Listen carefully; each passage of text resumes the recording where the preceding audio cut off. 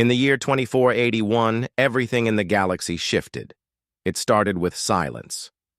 For generations, humans had been members of the Galactic Union, an alliance of advanced alien civilizations working together for peace and development.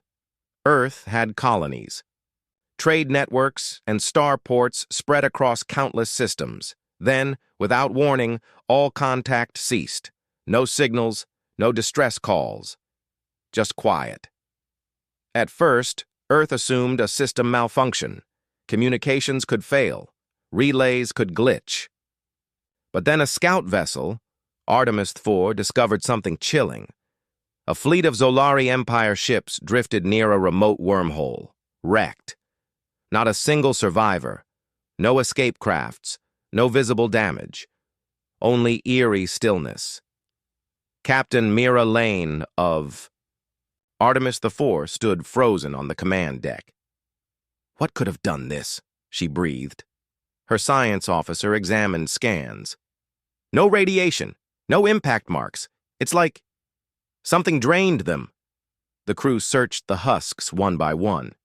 On the final cruiser, they found someone, a Zolari ambassador, barely alive, trembling and wild-eyed. He gripped Mira's arm tightly and locked eyes with her. "You have to leave," he said in perfect English. "They're coming." "Who?" Mira asked, her voice steady. "The Devourers," he said, eyes wide and unblinking. Mira's blood ran cold. She'd heard that name in ancient Union logs, a myth, a warning told to scare children, but the ambassador kept speaking. "They devour all things, planets, suns, minds. We fought, we failed." "Why didn't anyone warn us?" Mira demanded. He coughed blood, voice faltering. "We tried. We sent the signal to everyone." Mira stared at him. "We never got it." Confusion overtook his face, then terror. Then it's already too late. He died in her arms. Rhea Saul stood on the bridge of the flagship Vigilant. Her face was lined with exhaustion, but her eyes stayed sharp. Outside, the stars seemed darker. Thousands of enemy ships were coming. The Devourers moved like a living tide, silent and merciless. Human forces fired first. The darkness lit up with flames and wreckage. But the Devourers did not yield. They surged forward in endless waves. Human ships were torn apart one by one. Rhea's crew fought with every weapon they had, railguns, plasma rounds, guided missiles. But their enemies were strange, coordinated, unified. Each Devore vessel moved as if part of a single mind. When one fell, more took its place. On the battlefield, dread spread like fire. Some whispered the end had come, but Rhea stood firm. "This is our world," she told her crew, "and we do not surrender." Her words fueled the fire in their hearts. Then came a new threat. A captured Devore drone activated. It spoke, its voice eerily human and calm. "You are not fighting us. You are awakening us." Rhea's stomach sank. What did that mean? Had humanity been feeding the enemy by resisting? The battle raged. The stone-wall defenses trembled under the assault. Ships were lost, lives sacrificed. But the enemy wasn't just destroying, they were feeling. The Devourers fed on emotion, fear, anger, hope. Every human reaction made them stronger, and then Rhea understood. They were drawn to hope. Human hope acted like a signal, a light in the dark. The Iron Will Project developed a daring weapon, the Hope Pulse. It would emit a powerful wave of courage and resilience, designed to reach the enemy queen and draw her out. Rhea volunteered to deliver it. It was a suicide mission. If she failed, Earth would fall. If she succeeded, it might be the turning point. As she flew toward enemy space, the pulse activated. Light radiated through her ship, but then memories surged into her mind, faces she'd never seen, places she'd never known. Yet they felt real. She realized the truth. The Devore held the echoes of every soul they devoured. They weren't. Just destroyers. They were archives. The pulse struck the enemy fleet like lightning. The Devore Queen responded. She manifested above the stars, vast, shadowy, cold. "You carry fragments of me," she said, "but you cannot comprehend." Rhea didn't flinch. For the first time, she felt something overpowering the fear. Hope. The Queen's fleet loomed like nightfall. The sun behind Rhea burned like fire. Her objective was set: ignite the sun's outer layer to destroy the Devore for good. There was no return. On Earth, the world held its breath. People stood together, afraid, praying, but unbroken. Rhea's hands trembled, but her spirit held. The pulse glowed stronger. She sent one final message. "We fight not because we wish to die, but because we choose to live." The sun erupted. A solar inferno swept across space. The enemy fleet vanished in the light. The shadows burned away, and for a moment, all was silent. Then Earth erupted in cheers. They had survived, but victory came with scars, cities ruined, countless dead. General Holt addressed the world. The galaxy gave up, but humanity chose to resist. We didn't fight from hatred, we fought for life. Rhea survived the blast. As she drifted through the aftermath, she looked to the stars. "This isn't the end," she whispered. Humanity still stood, wounded but undefeated. The galaxy had forgotten something vital. Humans never run. All across Earth, soldiers readied for what came next. Old alien allies returned, inspired by human defiance. They had fled, but Earth had held. On the command deck, General Holt faced the map. A bold plan was in motion: detonate the sun's outer layer to stop the Queen, but it could also destroy Earth.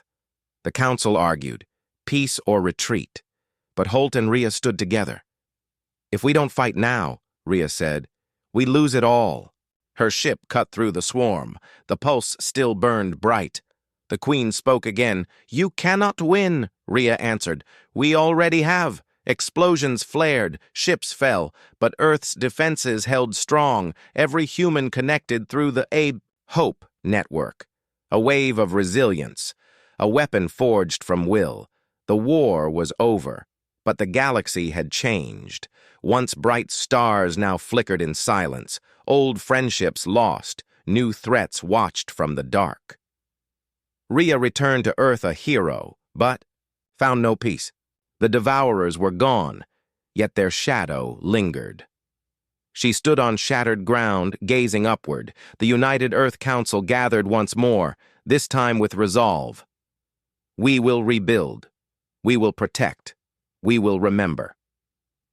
The signals resumed. Alien races slowly returned. They saw what humans had done, how they fought, and how they won. They saw something more. Hope. But far beyond the stars, a new signal stirred.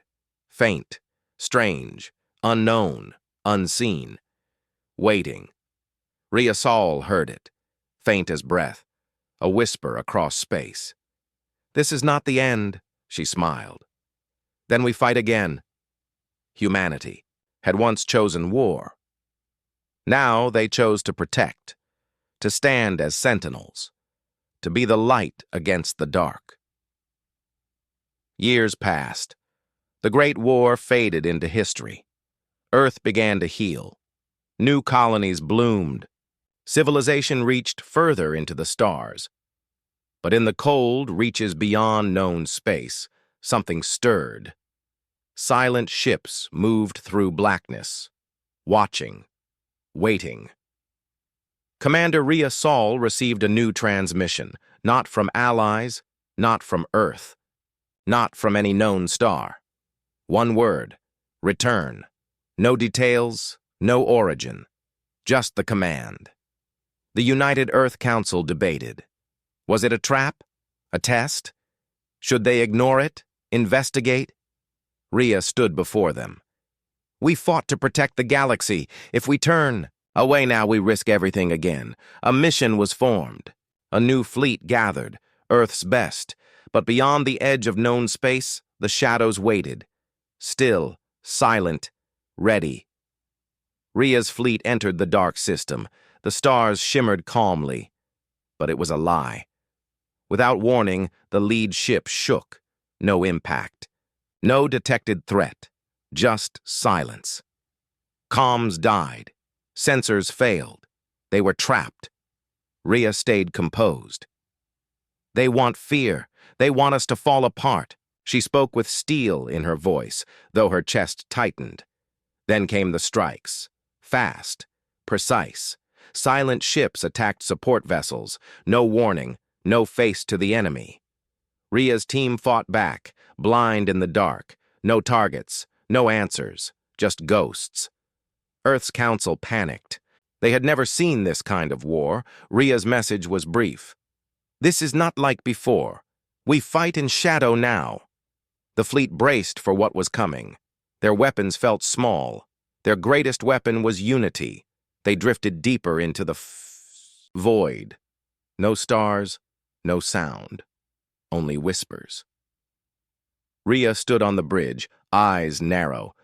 The enemy couldn't be seen, but they were near. Some among her crew began to ask, "Are we fighting ghosts?" Then a flicker, a signal, buried beneath interference. Unknown origin. Rhea ordered a full decode. Hours passed. Then the message appeared. "We watch you. We are the veil. You cannot hide." Fear rippled through the fleet, but Rhea didn't flinch.